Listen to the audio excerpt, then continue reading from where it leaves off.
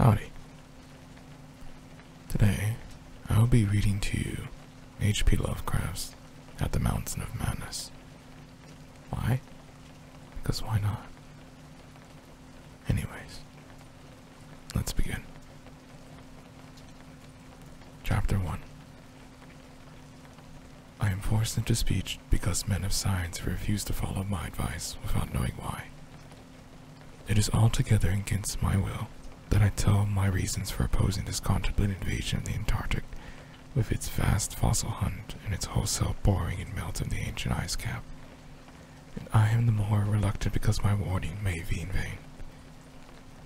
Doubt of the real facts, as I must reveal them, is inevitable. Yet, if I suppress what will seem extravagant and incredible, there will be nothing left.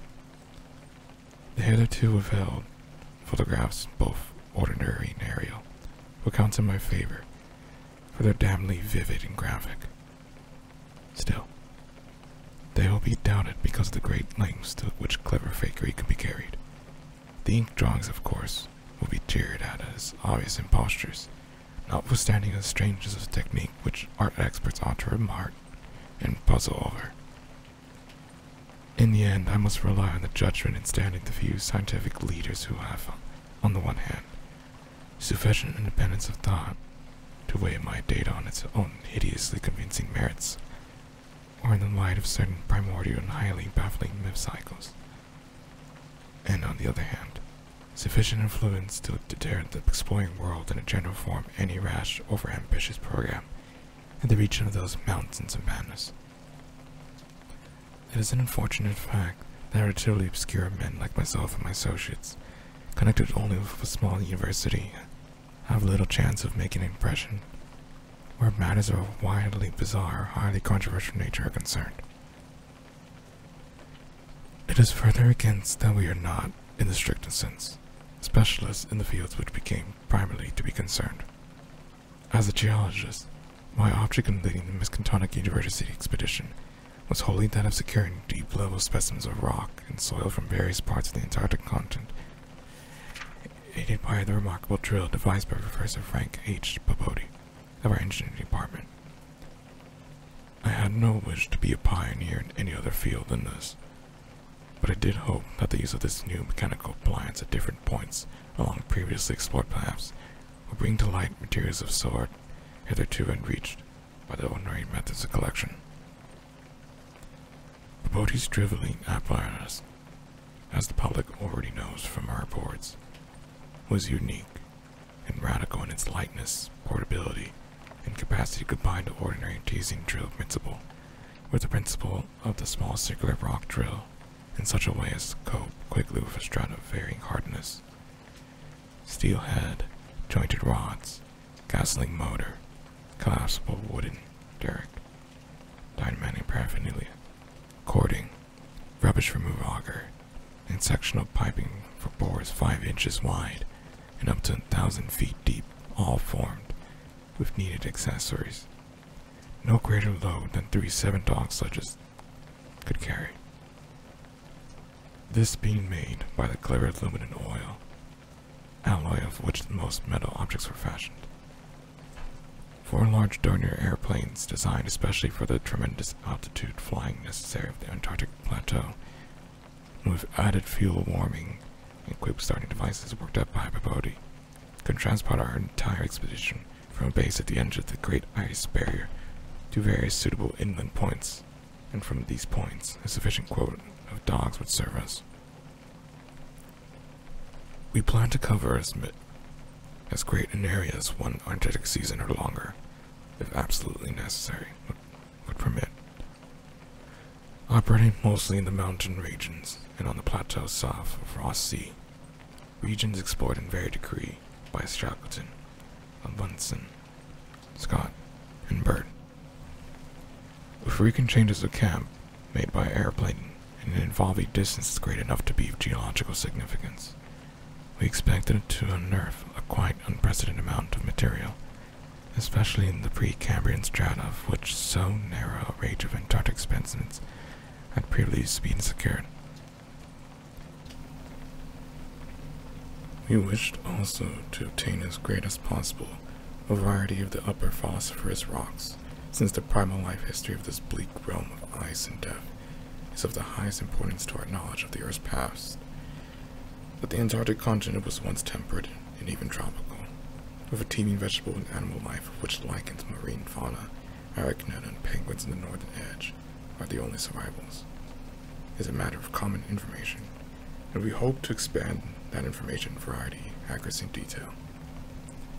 When a simple boring revealed phosphorus signs, we should enlarge the aperture by blasting in order to get specimens of suitable size and condition.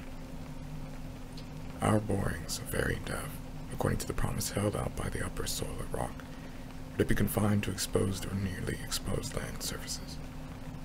These inevitably being slopes and ridges because of the mile or 2 mile thickness of solid ice overlying the lower levels. We could not afford to waste the drilling depth on any considerable amount of mere glaciation, though Babodi had worked out a plan for sinking copper electrodes in thin clusters of borings and melting off limited areas of ice with current from a gasoline-driven dynamo. It is this plan, which we could not put into effect except experimentally on an expedition such as ours, that the coming Starkweather Moor expedition proposed to follow despite the warnings I have issued since I returned from the Antarctic. The public knows of the Miskatonic expedition through our frequent wireless reports to the Arkham Advertiser and Associated Press, and through the later articles of Babodi and myself.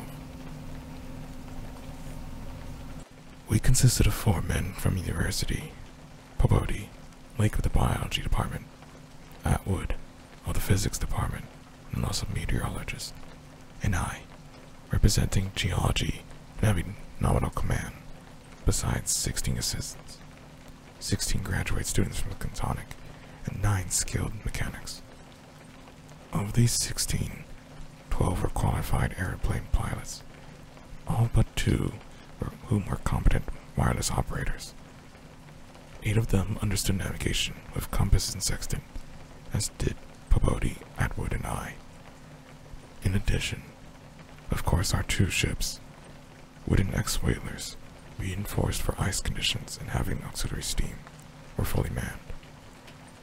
The Nathaniel Derby Pigment Foundation, aided by a few special contributions, financed the expedition, hence our preparations were extremely thorough, despite the absence of great publicity. The dogs, sledges, machines, camp materials, and assembled parts of our 5 planes were delivered in Boston, and there our ships were loaded. We were marvelously well equipped for our specific purposes, and in all matters pertaining to supplies, regiment, transportation, and camp construction were profited by the excellent example of our many recent and exceptionally brilliant predecessors.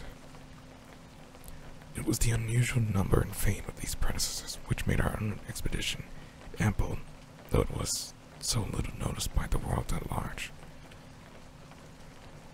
As the newspapers told, we sailed from Boston Harbor on September 2nd, 1930, taking a leisurely course down the coast and through the Panama Canal and stopping at Samoa and Hobart, Tasmania, at which later place we took on our final supplies. None of our exploring party had ever been in the polar regions before, hence we all relied greatly on our ship captains, J.B. Douglas, commanding the brig Arkham, and serving as commander of the sea party, and George Dorner Finlayson, commanding the bark Miskatonic, both veteran whalers in Antarctic waters. As we left behind the inhabited world behind, the sun sank lower and lower in the north, and stayed longer and longer above the horizon each day. At about 62 degrees south latitude, we sighted our first icebergs, table-like objects with vertical sides, and just before reaching the Antarctic Circle, which we crossed on October 20th, which are properly quaint ceremonies, we were considerably troubled with field ice. The falling temperature bothered me considerably after our long voyage through the tropics, but I tried to brace up for the worst rigors to come. On many occasions, the curious atmospheric effects enchanted me vastly, these including a strikingly vivid mirage, the first I have ever seen, in which distant bergs became the battlements of unimaginable cosmic castles. Pushing through the ice, which was fortunately neither extensive nor thickly packed, we regained open water at south latitude 67 degrees, east longitude 175 degrees. On the morning of October 22nd, a strong land blink appeared on the south, and before noon, we all felt a thrill of excitement at beholding a vast, lofty and snow-clad mountain chain, which opened out and covered the whole vista ahead. At last, we had encountered an outpost of the great unknown continent in its cryptic world of frozen death. These peaks were obviously that Morality range discovered by Ross, and it would now be our task to round Cape Adair and sail down the east coast of Victoria Land to our contemplated base on the shore of McMurdo Sound at the foot of Volcano Erebus in south latitude 77 degrees. The last lap of the voyage was vivid and fancy-stirring. Great barren peaks of mystery looming up constantly against the west, as the northern sun of noon, or the still lower horizon, grazing southern sun of midnight, poured its hazy reddish rays over the white snow, bluish ice, and water lanes and black bits of exposed granite slope. Through the desolate summit swept raging intermittent gusts of the terrible Antarctic wind, whose canvases sometimes held vague suggestions of a wild and half-sentient musical piping, with notes extending over a wide range, in which for some subconscious mnemonic reason seemed to be disquieting, and even dimly terrible. Something about the scene reminded me of the strange and disturbing Asian paintings of Nicholas Roerich, and of the still stranger and more disturbing descriptions of the evilly fabled plateau of Lang, which occurred in the dreaded Necromonicon of the mad Arab Abdul Hazaret. I was rather sorry later on that I have ever looked into that monstrous book at the college library. On the 7th of November, sight of the westward range having been temporarily lost, we passed Franklin Island, and the next day descried the cones of mountains Erebus and Terror on Ross Island Head, with the long line of the Perry Mountains beyond.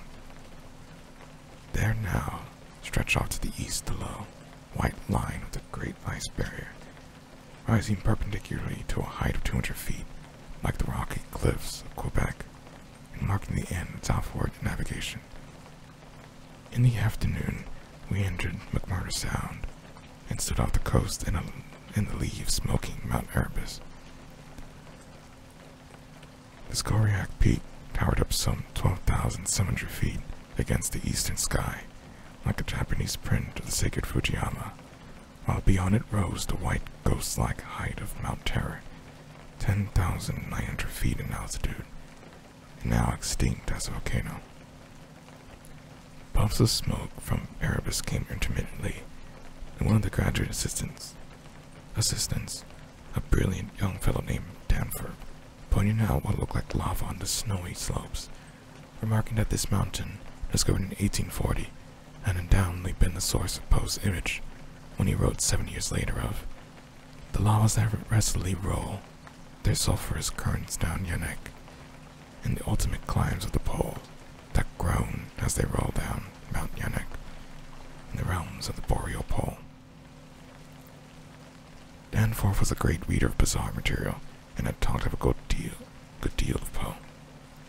I was interested in myself because the Antarctic scene of Poe's only long story, the disturbing and enigmatical Arthur Gordon Pym. On the barren shore and on the lofty ice barrier in the background, myriads of grotesque penguins squawked and flapped their fins, while many fat seals were visible in the water, swimming or sprawling across large cakes of slowly drifting ice. Using small boats, we effected a difficult landing on Ross Island shortly after midnight on the morning of the 9th, carrying a line of cable from each of the ships, and preparing to unload supplies by means of breeches buoy arrangement. Our sensations in the first training Antarctic soil were poignant and complex, even though at this particular point, the Scott and Shackleton expeditions had preceded us. Our camp on the frozen shore below the volcano slope was only a provisional one. Headquarters was being kept at Port of Arkham. We landed all our drilling apparatus, dogs, sledges, tents, provisions, gasoline tanks, experimental ice melting outfit, cameras both ordinary and aerial, airplane parts, and other accessories, including these 3 small portable wireless outfits, besides those in the planes, capable of communicating with the Arkham's large outfit from any part of the Antarctic continent that we would likely be to visit. The ship's outfit, communicating with the outside world, was to convey press reports to the Arkham's advertisers, powerful wireless station on Kingsport Head, Massachusetts. We hoped to complete our work during a single Antarctic summer, but if this proved impossible, we would winter in the Arkham, sending Miss Cantonic north before the freezing of the ice for another summer supplies. I need not repeat what the newspapers have already republished on our early work of our ascent of Mount Erebus, our successful mineral borings at several points on Ross Island, and the singular speed with which Peabody's apparatus accomplished them. Even through solid rock layers, our provisional test of the small icy melting equipment, our perilous ascent of the Great Barrier with sledges and supplies, and our final assembly of the 5 huge airplanes at the camp atop the barrier. The help of our land party, 20 men and 55 Alaskan sledge dogs, were remarkable, though of course we had so far encountered no really destructive temperatures or windstorms. For the most part, the thermometer varied between 0 and 20 degrees or 25 above, and our experience with the New England winters had accustomed us to rigors of the sort. The barrier camp was semi-permanent and destined to be a storage cache for gasoline, provisions, dynamite, and other supplies. Only 4 of our planes were needed to carry the actual exploring material, the 5th being left with a pilot and 2 men from the ship's storage cache to form a means of reaching us to the Arkham in case all our exploring planes were lost. Later, when not using all the other planes for moving apparatuses, we would employ 1 or 2 in a shuttle transportation service between this cache and another permanent base on the Great Plateau from 600 to 700 miles southward beyond Beardmore Glacier. Despite the almost unanimous accounts of appalling winds and tempests that poured down from the plateau, we determined to dispense with intermediate bases, taking our chances in the interest of economy and probable efficiency. Wireless reports have spoken of the breathtaking 4-hour non-stop flight of our squadron on November 21st, over the lofty shelf ice, with vast peaks rising on the west, and the unfathomed silences echoing to the sound of our engines. Wind trouble is only moderately, and our radio compasses help us through the opaque fog we encountered. When the vast rise loomed ahead, between latitudes 83 and 84 degrees, we knew we had reached Beardmore Glacier, the largest valley glacier in the world, that the frozen sea was now giving place to a frowning and mountainous coastline. And last, we were truly entering the white, aeon-dead world of the ultimate south, and even as we realized it, we saw the peak of Mount Nansen in the eastern distance, towering up to its height of almost 15,000 feet. The successful establishment of the southern base above the glacier in latitude 86 degrees, east longitude is 174 degrees, and the phenomenally rapid and effective borings and blastings made at various points, reached by sledge trips and short airplane flights, are matters of history. As is the arduous and triumphant ascent of Mount Nansen by Peabody and 2 of the graduate students, Gedney and Carroll, on December 13th to 15th. We were some 18,500 feet above the sea level, and when experimental drillings revealed solid ground only 12 feet down through the snow and ice at certain points, we made considerable use of the small melting apparatus and sunk bores of performed dynamiting in many places where no previous explorer had even ever thought of securing mineral suppressments. The Precambrian granites and beacons, sandstones thus obtained confirmed our belief that this plateau was homogeneous with the great bulk of the continent to the west. but somewhat different from the parts lying eastward below South America, which we then thought to form a separate and smaller continent divided from the larger one by a frozen conjunction of frost and weddell seas, though Bird has since disproved the hypothesis. In certain of the sandstones, dynamited and chiseled after boring revealed their nature, we found some highly interesting fossil markings and fragments, notably ferns, seaweeds, trilobites, crinoids, and such mollusks as linguae and gastropods, all of which seemed of real significance and connection with the region's primordial history. There was also a queer triangular striated marking about a foot in greater diameter, which Lake pieced together from 3 fragments of slate brought up from deep blasted aperture. These fragments came from a point to the westward, near the Queen Alexandra Range, and Lake, as a biologist, seemed to find the curious marking unusually puzzling and provocative, though, to my geologic eye, it looked not like some of the ripple effects reasonably common in sedimentary rock. Since slate is no more than a metamorphic formation in which a sedimentary stratum is pressed, and since the pressure itself produces odd distorting effects on any markings which may exist, I saw no reason for extreme wonder over the striated depression. On January 6, 1931, Lake, Bobodi, Danforth, and all 6 of the students, 4 mechanics and I, flew directly over the South Pole into the Great Plains, being forced down once by the sudden high wind which fortunately did not develop into a typical storm. This was, as the papers have stated, one of several observation flights, during others of which we tried to discern new topographical features in areas unreached by previous explorers. Our great early flights were disappointing in this latter respect, though they afforded us some magnificent examples of the richly fantastic and deceptive mirages of the polar regions, or which our sea voyage had given us some brief foretaste.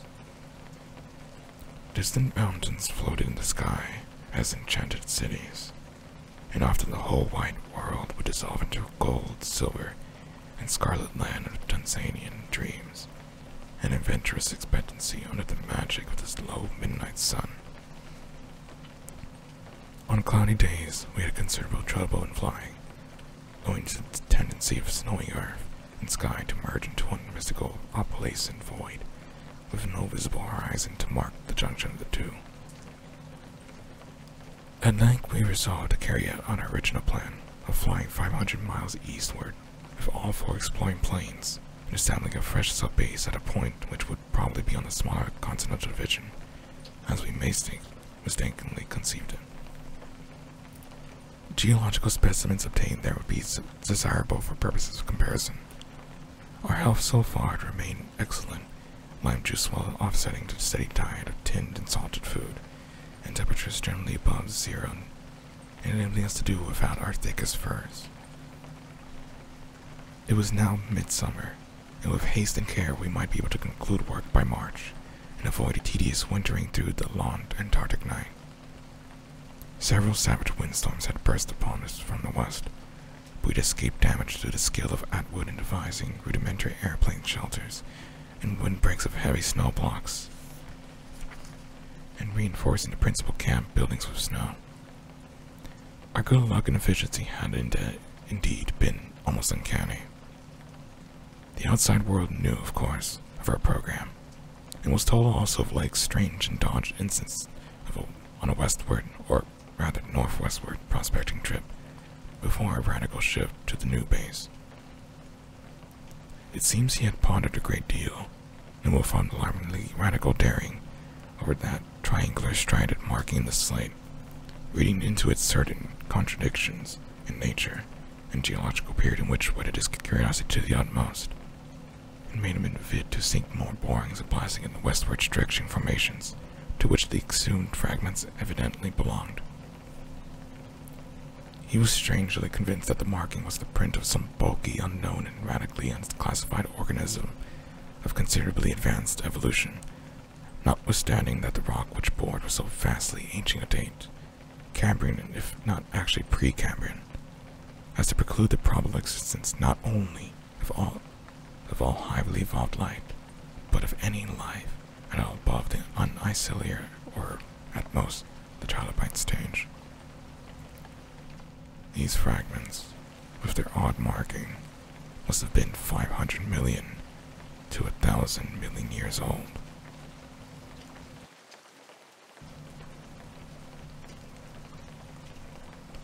And that concludes Chapter 1.